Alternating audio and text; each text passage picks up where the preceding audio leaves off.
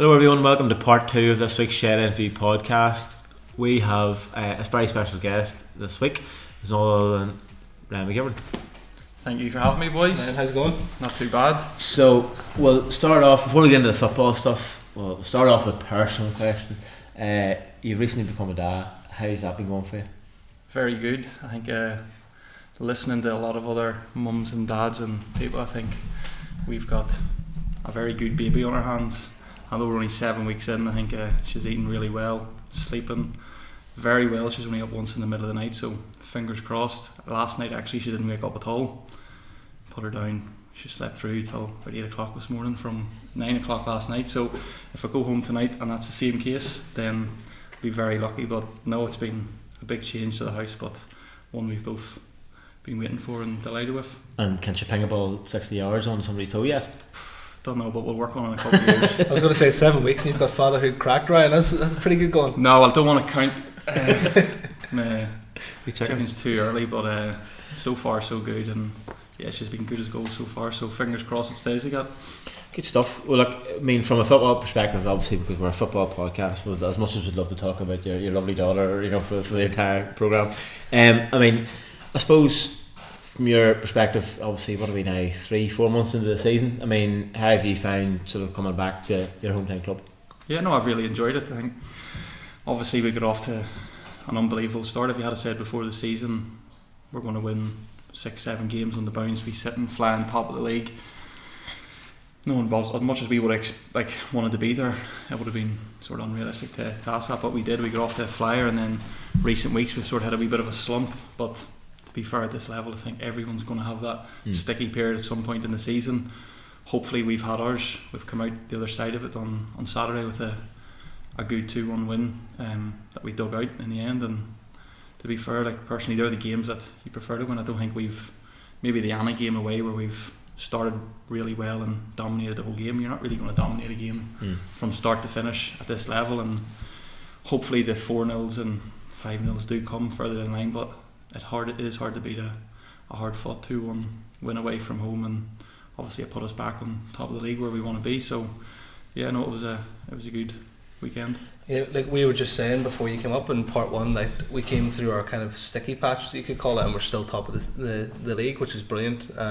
And maybe it shows that now is the time to really push on and hopefully get those performances. Yeah, no, 100%. I think the one thing that I've sort of noticed is, as well as we have been in games and spells, like I don't think we've hit top gear yet, and it's not a bad thing to be sitting here close enough to the Christmas period where the games do come thick and fast, and we're still sitting top of the league. But hopefully now the challenge is to go and start another run like we did at the start of the season, and the point away at Ards a couple of weeks ago, and then the win on Saturday. We need to build on that now at home, and obviously after the last performance against Ballymallard, we've got to get our own back and put one over them. So hopefully we can do that on Saturday and keep this run going and start hopefully opening up a little gap and breaking away, because as I said, ability wise and the squad that we've got, there's no reasons why we shouldn't be, and setting the pace, so hopefully we can do that. That's what I was going to say when we touched on that in the first part, where, you know, the Ballymallard defeat was it's the only defeat that we've had this season by more than 1 goal. And I mean, to be fair, Ballymallard could have won probably by more than 3 that day. I mean, is that the case of, you know, where you're sitting going, right, we've an opportunity to sort of put one right, and you know, you can sort of scrub that game if we can go and put out a positive result on Saturday? Yeah, well, I think to be fair, once that game's done and dusted, you can't really dwell. In football there's always another game coming thick and fast, and as I say, luckily enough it's come around that we've got Ballymallard again, and they've been doing well in recent weeks. They're not too far behind us, so personally I think although we weren't great on the day, I thought they were one of the better sides that we've played in the league so far. So there's no better game to be looking forward to on Saturday than a team that's already came and turned us over here. So if we can't get ourselves up for that and look to get one over them, then there's something wrong, so hopefully we can do that. And just from a personal perspective, I mean, I suppose you've obviously had a great career, and you're having a great career. You haven't make it sound like you finished it, like, you know what I mean. He's not easy just yet. Not yet. He's got longer legs than you see for a start. But I mean, in terms of obviously you've played some massive clubs and some massive games. So how, I know you're in your EY, how did you give the supporters a sort of story of how you ended up sort of back here, I suppose? I don't mean that sounds like derogatory. How the hell did you end up in Newry? How are you now in a Newry shirt? How am I now in Newry shirt? How did I end up? How did you end up? Okay, I'll put this bluntly. Why are you playing for Newry now? Or how did it come about? No, well, listen, there was a point in the middle of last season where obviously I wasn't playing as often or being as involved as much as I wanted to be at Linfield, for one reason or another, whatever. But I spoke to Darren probably 2-3 months before the season had finished. I always knew there was interest here, and I said it's my local hometown club. And just when I was weighing everything up at the time, I was just sort of getting a wee bit lost with football, sort of weighing up. I hadn't played an awful lot that sort of last 6-7 months of that season, so I was thinking, right, I need to just go and play football and just get the bug back, enjoying playing football.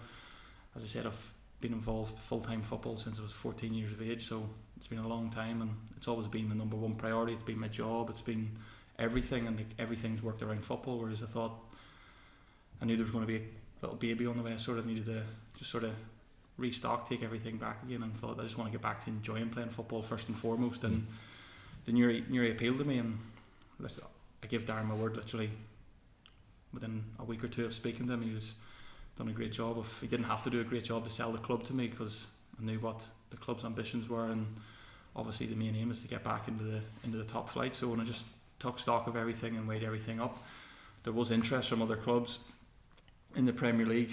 You're doing really well at the moment in 4 or 5 clubs, but when I weighed everything up, I just thought, me going playing there, no disrespect to those clubs, it doesn't mean anything to me, do you know what I mean? I've had my time playing away. If I can come, yes, it means sort of dropping down, but if I can go down and help my local club to get back to where I feel and everyone in the city knows where they should be, back in the top flight, then that would mean a lot more to me than going and seeing out my career at a Belfast club or a whatever club thing. It's more personal, it's meaningful. So when I do look back, when the time does come that the boots are eventually hung up, hopefully I can say I've played a small part in getting the club back to where they should be, and hopefully will be for many years to come. But there's a long way to go yet, and a lot of hard work to be done. But as I said, that was the main aim, and hopefully that's what comes to fruition come the end of the season. Yeah, because you're obviously a massive addition to the club and to the team, just through your experience as well. But when you go into that changing room now, are you in the position in your career where you feel like you can help the younger ones through the experiences that you've had in football, maybe what you've learned, what's went well for you, what hasn't? Yeah, well, I would always try to. I think there was one session, I think Big Lewis, McKeown, great kid. All the young boys are really good. I think he actually pulled me. He'd done something in one of the games and he pulled me, or something in one of the games I was playing, myself and Nolan. He asked me and he came and he said, for that goal, or in that instance, were you too narrow or were you too wide apart? Were you in the old blah blah? And I just sort of stood there and I thought, that was the first time, like a young lad, I wasn't expecting it to come from a young lad at Newry. So straight away I said to Lewis, like, brilliant, like that's what you should do. I wish, sort of looking back now, the players that I was sort of playing with at that age, I maybe didn't go and ask and pick their brains about little things. And from that moment, like from Lewis, like you can tell he's a great kid. If he wants to, he's already asking questions, wanting to learn, and that's the biggest thing with kids nowadays. Like from whenever I went over, I always say the game's gone or the game's changed, and I do believe that it has. From whenever I was over as a 14-year-old, young boys, you did everything, clean boots, washed everything. Now kids, they get there coming through, they get everything, and they don't realise until they get to that 18, 19, and they're already on big contracts. They go to a League 1, a League 2 club. Some kids are already turning their nose up saying, I'm not going to do that. But that's where you get your grounding. You don't go there, you might not get that chance. You're not going to go. There's hundreds of kids end of every year, big contracts at big Premier League clubs, fall out. First thing a club will ask, how many games did you play last year? I played in the under 20s, played in the 23s, nothing. As I said, even speaking to John, who's been called up, done brilliant in the under 21s, him playing here, senior football at Newry against men where it means something. You're playing at a level where boys are playing for clean sheet bonuses, playing for bonuses to put food on the table, playing to pay bills.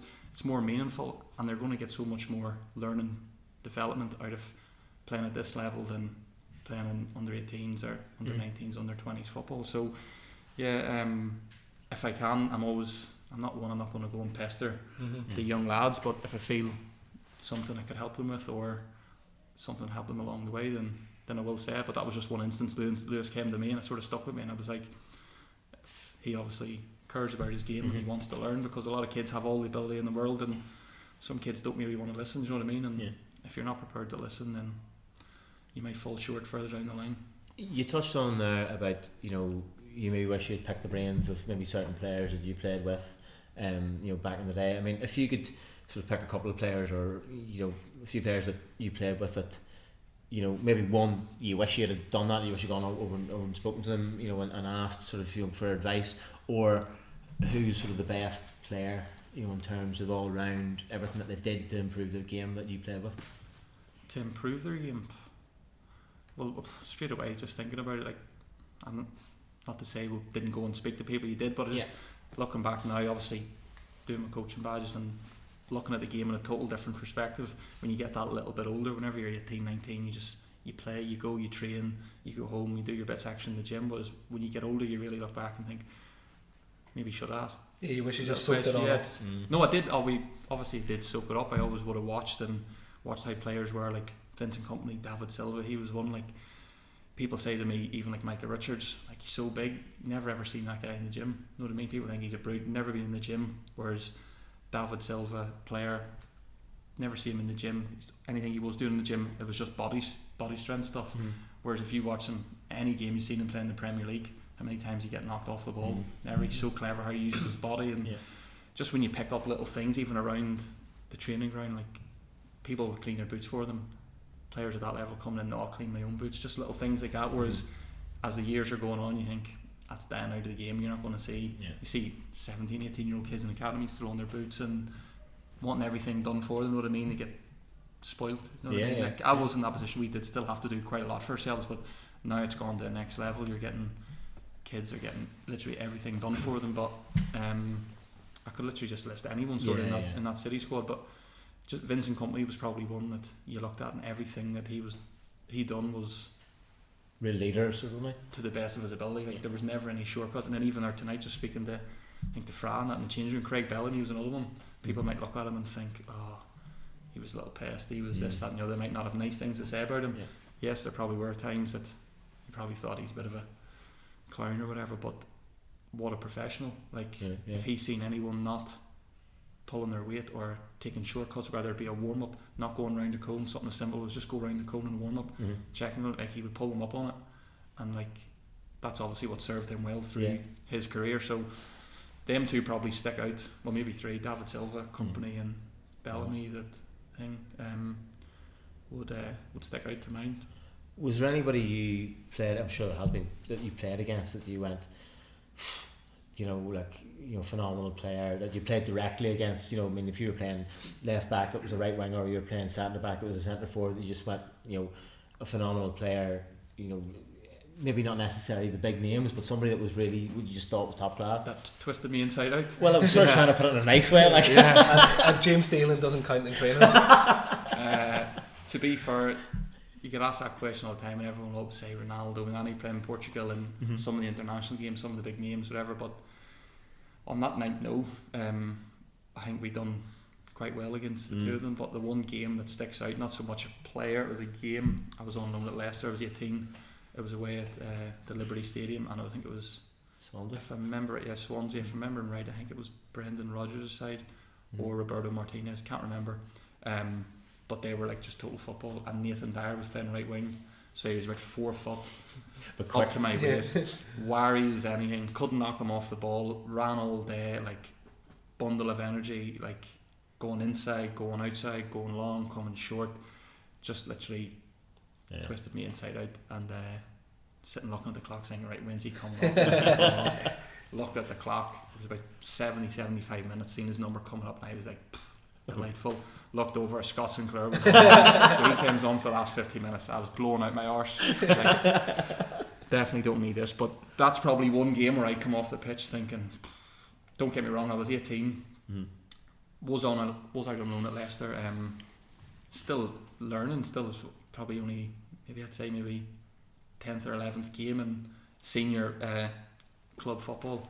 And I just remember getting onto the bus after the game and thinking, I'm glad that's over, but like I need to pick myself up here if that's going to be the case, if that's going to be the level, you know what I mean? But I'm glad it did happen, because you learn from as you say, not the biggest name in the world, and even going back now, all the players, could list off a load of players that bigger names, much better careers, but he's probably the one that I come off the pitch thinking, I'm glad I don't have to play against him every week. Because I mean, you were what, 15 when you moved over? 14 when you moved, which is a big decision, because most people move at 18, 19 for university. So what is it like, just from your point of view of being a kid, basically in what were you, 3rd, 4th year in school, and making that big, I suppose, that decision to make the big move across? It was 3rd year, key stage 3 year, so big year in Newry High. You got to do your key stage 3 to see what class you're going to be in. That, but I already sort of knew. So by that point, that was like teachers. Good luck. I'm going to play football, blah blah blah, whatever. But it was an easy decision for me. Like, looking back now, I always joke with mum and would say, "How'd you let me go?" Like, because I've got nephews that are just turned 10, and I'm thinking, like, in 4 years' time, sending my sister. Like, I know for a fact she wouldn't let him out of sight when he was in 14. I'm thinking, like, why did you let me go so young? But it's obviously, looking back, I'm delighted that they did let me go, and it's made me sort of who I am today. Made me grow up pretty quickly. But it was just an opportunity that you couldn't turn down. Yes, I could have waited, stayed in school for another year or two, but the chance to go and train for those 2 years that I was over there, that bit earlier, I was in college 2 days a week, a little bit earlier than I should have been in college, but I'd done a day and a half in college. Every other day of the week I was training, and looking back now, I was training with the under 18s at the time. It was like Micah Richards, Casper Schmeichel, players, I guess, can't think who else. There is probably a lot more that came through. So when I was training with them as a 14, 15 year old, like it obviously helped me. By the time I got to 16, to scholarship age, I was sort of already at that level, was adapted to everyday training. So it was an easy decision for me. Like, I was at an age where people always sort of ask me, do you not get homesick? And I know people from Northern Ireland do get homesick, because we're all home birds and we love our home comforts, but I went at an age where it sort of cut out the going out and say drinking with your mates and stuff like that. I never would have touched a drop of drink, whatever. Can't remember, probably 17, 18, whenever. You were only allowed to legally drink when you were 18. That happened, sorry, 18. But if I had a sort of maybe went at like the 16, 17, whereas I was, I started going out with my mates at the weekend, and that sort of there's a lot more pulls for a young teenager then, isn't there? Yeah, you're already sort of in, and there was a lot more that maybe I would have looked back and thought, I don't want to leave my mates and stuff. Whereas at 14, like, I was playing match in the Lisburn League on a Saturday, coming down here to watch the first team, going back home to the house, and then I was going to like a youth club on a Saturday night in bed, watch matches there for 9:30, 10 o'clock. So I wasn't missing out on anything, do you know what I mean? Could have always done that. So that's what I always would say. I think I went, people might say you went too early, but for me, I sort of think I went at the right age, because I didn't get homesick. Maybe the very first night I sort of felt like, right, what am I doing here? But after that second night, like, I was like, right, just make the most of it and crack on, because like a lot of kids even now that are at that age and that have made the moves, boys that have been at Linfield and have gone on and made that move, people think getting across the waters, happy days, job done. Like, that's just when the hard work starts. And that's what I think a lot of people maybe sort of struggle with. They get the move and they think, that's us, I'm sorted, I've got a move. But that's when you got to go and prove yourself, because you got to remember those kids that you're going to train with, they're like 4 or 5 maybe years ahead of you. They've been training on a daily basis and at a higher level. They're quicker, they're stronger, they're better technically, physically, tactically.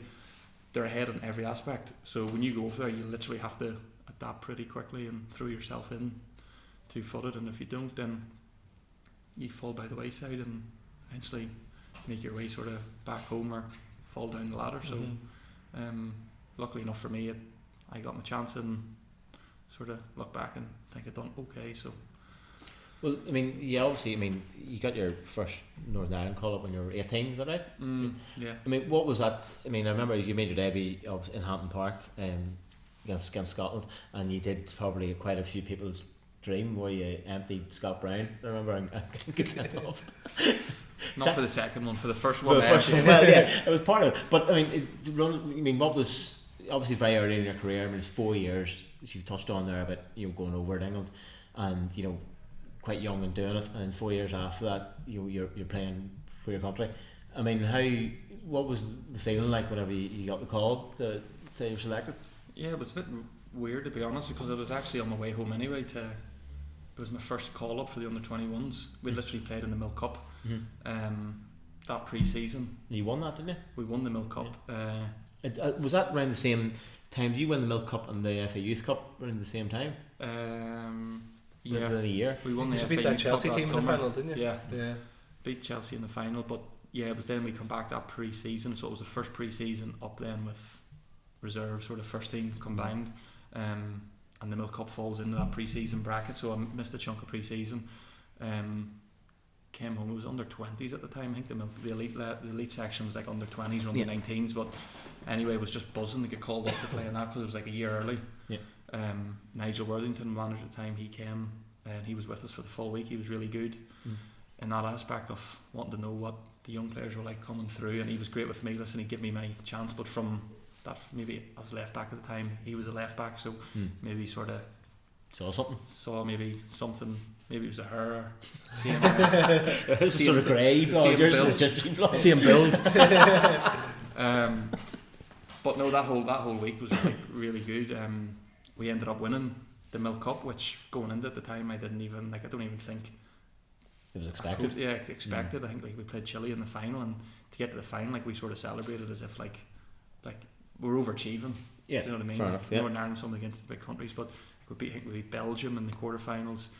USA maybe, and then Chile were like, if I don't really know now, I'm not great at looking back, but if I did, I know the wee boy Vargas, and there was 2 or 3 full Chile internationals that played that day. He got man of the tournament. He was a joke, but we ended up beating them, and then went back to pre-season, got a call up for the under-21, so I was absolutely buzzing to go away. Can't remember where it was some Slovenia or something like that there, so I was buzzing with that. Flying home, I think my brother Francis picked me up when I was driving home. And as I was driving home, I got a phone call. Random number, it was Nigel Brown, said, "Hi Ryan, George McCartney at the time had pulled out of the squad injured. I'm going to bring you into the senior squad." So I was just like, brilliant, blah blah blah. Called up, travelled to Scotland, and from that first moment, getting onto the bus, obviously it's a bit daunting because you're watching the senior players and for the previous years, and then you're busing within 10-15 minutes of being on the bus, you just realise everyone's so down to earth, normal lads, no egos at all. It's one thing with Northern Ireland, there's no egos whatsoever. There's boys in that squad that have done unbelievable things in their careers, won major honours, and you sit down and speak to them, you just think you're chatting to one of your mates. So felt really comfortable right from the off being with them. So yeah, then the game obviously happened. Nigel pulled me, said, "Listen, I'm going to told me quite early, after a day or two, listen, I'm going to play you. It's a friendly. You're going to start." So I was buzzing that. Yes, a bit nervous, but if you're not nervous, it doesn't mean anything to you. There's something wrong. But it was a good nerves. I was 18, no fear, but didn't go exactly plan. We drew the game 0-0. Should have won. Really should have scored a penalty after I got sent off, and could have came away with a 1-0 win and whatever. But 2 yellow cards, sent off. But at least I look back and I'll not forget my debut anyway. Definitely not. I mean, looking at, and just last in your international career, I mean, you touched on it briefly earlier. I mean, you played the 1-1 draw away to Portugal, and if I remember correctly, because I remember watching it. Because I remember watching you, I think, got over to ask Ronaldo for a shirt after the game, and he gave it to Ollie Norwood instead. I was already to be fair, I wasn't even asking him for a shirt because I knew he was already getting it anyway. I can't remember what I was saying to him. But I mean, right in saying for at least part of the game, you were marking him for one part of the game and marking Nani for another part of the game. The two of them were swapping over. I mean, don't get me wrong, obviously you're in that professional environment and you're a full international and a regular at that stage, but from me personally, knowing you and knowing your family and stuff, I'm thinking going, that's lad there and he's marking Ronaldo and you're marking Nani, and you're going, that to me it was mind blowing. What was it like for you? Because I mean, particularly the way Ronaldo's got even bigger now. Well, to be fair, that night it was like the Ronaldo show anyway. Obviously, at that point he was one of the best players in the world, if not the best. Him Was and this Messi. his 100th cap? It was his 100th cap, so the whole thing was like, yeah, Northern Ireland's in town, qualifier, Ronaldo's 100th cap, Ronaldo's going to score a hat-trick, going to win 4-5-0. Little old Northern Ireland went there, got off to a flyer. I think McGinn went through 1-0 up, and then it was literally backs to the walls and held out, I think, to like, maybe it was like the 85th, 86th minute or something. I think there scored a header late on, one each. We came away, obviously, went in the change room after the game, devastated that we drew one each away at Portugal. But see, that night, I said it was all built up. Even standing in the change room, it was probably the one game where you were standing in the change or in the tunnel. Everyone's waiting, full squads are out, bar one player. Ronaldo's the only one not out. Refs, everyone waiting, and he walks out of the change room like perfection. Hair slicked back, hand as anything. I'm there pasty as Was the hair perfection though? Nah. Probably going to walk out here and go see the number 3 and go, is that what I'm up against tonight? Right, he's getting roasted. But no, like, it was probably a game I'll look back on. Like, people always bring that game up and whatever, but I'm not one for sort of looking back and you look back at the end of your career. Yeah, whenever I finish playing football or whatever, and I'm an old man sitting talking wet somewhere, that was me. I've done that back then, but I'm not one for saying like, oh, remember that time? Can I tell you about the time? Yeah. Wetting people's ears. But listen, it was a good night to be involved in. It was just a shame we didn't hold out and get the win. But yeah, no, but that was probably the one night where our one opponent you played against when you just sort of looked for a little second and went, yeah, you were not all sort of thing. Like, a little bit. But and whose shirt did you get that night? I can't even remember. Can't be famous. It wasn't a big one. Like, it's not one that I looked at. Someone really like Carvalho or someone. No, I think it might have been Pereira, the right back, or left back. Might have been at Porto or something at the time. I don't know, but it wasn't. It's not one I look to get framed myself whenever that time comes. Like, I mean, looking at something we touched on before we come on air. You know, I think one of the things you said to me sort of in the summer when you were saying that you wanted to give something back. You know, in terms of, I mean, you don't owe anybody anything, but obviously you're moving into this sort of coaching and that part of it, and you get your own soccer school, and obviously Thomas Lockett helps you out with that. I mean, how's that been in terms of, it seems to, obviously you're getting big numbers at it, seems to be successful. Just run us through sort of, you know, how that's been going for you and how much you're sort of enjoying it, I suppose. Yeah, no, it's been good. Obviously, ideally we wanted to start it just before COVID and all kicked in, and then it sort of set us back a little bit. It's been a little bit of a slow burner. It is sort of hard whenever we're still I'm still playing, and I would love to do it a lot more nights and build it up a little bit quicker. But it's basically just whenever I was that age, growing up, whatever, you wouldn't see me without a football, playing in the streets, knocking on your friend's door, playing. Whereas nowadays, maybe I'm wrong, whenever I'm driving, especially back home to see my mum and round the park, you don't see anyone. You don't see kids out. Even when I was in England, you don't see it as much. And kids think they say they want to do this when they're older. They want to be a footballer. Yes, they're playing at their clubs and training 1-2 nights a week and playing on a Saturday. But the harsh reality is, that's not enough. If you want to do, you need to. I would say to them, you're self-employed. Even when you're playing in the team, you're self-employed as a footballer. If you don't put the work in yourself away from your training or thing, you're never going to sort of get to those levels. It's not enough.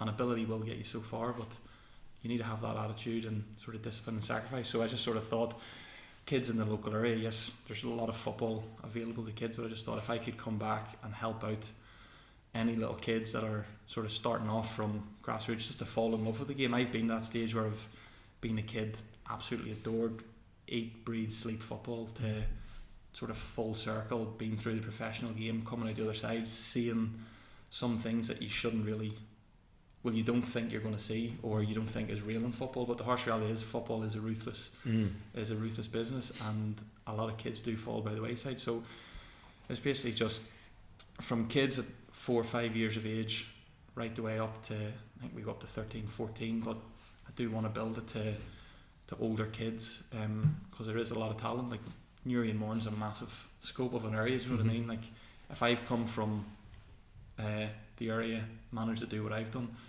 Pat Jennings beforehand, I think Colin Clark. Peter Colin, McParland. Peter McParland, that always would have mentioned him. Even Shane McCartan's Yeah. not far from. Yeah. Like, there's no reason why this area can't produce more players and good players, but it's just about sort of, I try to get into them that yes, it's about having fun, but it's the little things, that attitude and discipline, and you take that with wherever you go in life, whether you're playing football, Gaelic, rugby, anything. There's the things that if you have core values and them with you from the start, they'll follow you through the rest, and whatever you do in life, even if it's not sport related. So it's more so little things like that, but it's been really good.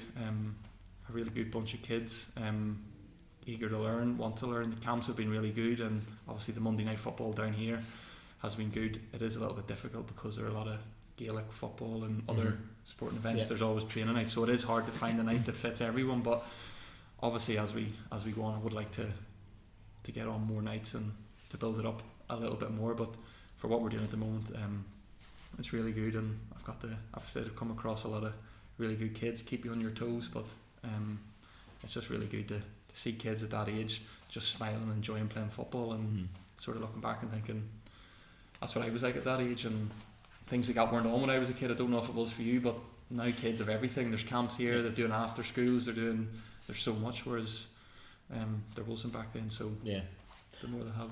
Would it be fair comment to say that, you know, between obviously playing for Newry and coming back and doing that and doing your coaching skill, did you fall in love with the game again, I suppose? Oh yeah, well, I never sort of fell out of love with football, even when I wasn't playing, or I wasn't playing as much as I would have liked. It was more just the playing side of it, you know what I mean? I still would have watched every game on the TV that was on, watched any football, German, Spanish, whatever it was, so that side of thing never really did, but just being around, and whenever you see, especially the younger kids, like at the camps and the Monday nights, when there's kids that you can tell that just literally love football and they're football daft, like it does, if you can give them one little bit of advice, or if they come away from a session or away from a camp and they've picked one thing up from me, and 2, 3, 4 years time I bump into them and they're doing well. They're doing it, and they're doing well. There's nothing more that I would love to see a kid, like even now, like passed away, Lord rest him, Mervyn Douglas, one of my youth team coaches at Portadown Boys, like if he was here now, I'd love to go back. Even at Anna the other couple of weeks ago, guy Jeff Taylor, he was one of the guys that scouted me to go to Coventry before I went over to City. Bumped into him, like, and it's like I haven't seen him for maybe about 15 years. Chat away to him like it was nothing. Like, they're the kind of people that put me on the right track. So if I can play a little part in hopefully 10, 15 years time, if there's or 20 years time, you're still doing this and you're playing at the top of the Premier League. We're still doing the podcast in 20 years time. When you're interviewing Joe Bloggs, and they're sitting here saying, yeah, well, I actually used to come down here on a Monday night and the camps with Ryan McGivern, blah, blah, blah, and he always told me about attitude and discipline, and you always have to practice. And you probably first team manager down here. You know what I mean? So that would sort of mean a lot. So yeah, it's just giving something back. Well, if you fast forward to the end of the season, Ryan, and you get your hands on the championship trophy, all being well, and you're promoted to the Premiership, what would that mean to you? Is that kind of like cementing a wee bit of a legacy coming back to Newry? Is that something? It'd make it all worthwhile. Like I said, that's the reason I'm here. I'm not here just to play games and enjoy football. If that was the case, then you're playing professional sport. There has to be a goal at the end of it. If there wasn't, then being totally honest, I wouldn't be playing. So the main goal is to get promoted, whether that be winning the league or going up in the playoffs. Obviously ideal to win the league and not have to go through the playoffs and stuff, but as I said, there's a long way to go. We just have to take one game as it comes, and hopefully come the end of the season we will have promotion in our hands, and if we do, then I'll be able to sit here and say it was a job done, and then part one's complete, but then the hard work kicks in even more for the following season, because if we do manage to get up, then it will be a big ask to stay up, but one that we should relish. But don't want to speak too much about that because we're sitting here and it's November. And, we're 1 point clear. I know we're sitting top of the league, but been around the game too long to know things can change pretty quickly. But hopefully that is the case, and we are sitting here at the end of the season. But until that is the case, we'll just take it one game at a time. And just lastly, I mean, the obvious question is, when are you going to score? Never scored yet. You had a couple cleared off the line. I'm waiting. Me and Ali are waiting for the. Obviously now you've been to the podcast when you score, and we'll be standing there going, "Come on, Ryan." Well, when you do look back over his career, McGoal, not notorious for my goal scoring, although I do think I'm a decent finisher in training, but there's no point being a decent trainer. You getting back in free kicks anytime? I don't get back. Don't even know why I'm on it, to be honest. Like Dingo's saying, listen, it'd be nice to get a goal, and hopefully it's not too far away. It would be nice, but as long as the team's winning, I'd rather be keeping clean sheets. I'd rather be keeping clean sheets and picking up 3 points than worrying about me scoring any goals. Well, Ryan, we all know how good my predictions are, so I'm predicting that you score on Saturday. I need to get in the team first. But hopefully, if I do manage to get on or be in the team, I'll try my best. But when the time does come, if it comes, I'll be looking out for you as well. And that's now on record. Well, listen, Ryan, you've been a brilliant guest. Yeah, thanks very much. No worries. Fantastic. Thanks for having me. Fascinating to hear about your career and everything you're doing off the pitch as well. Folks, that's us for another week. We'll hopefully see you next week, work permitting. If not, it'll be a week after, but we'll let you know. Thanks very much.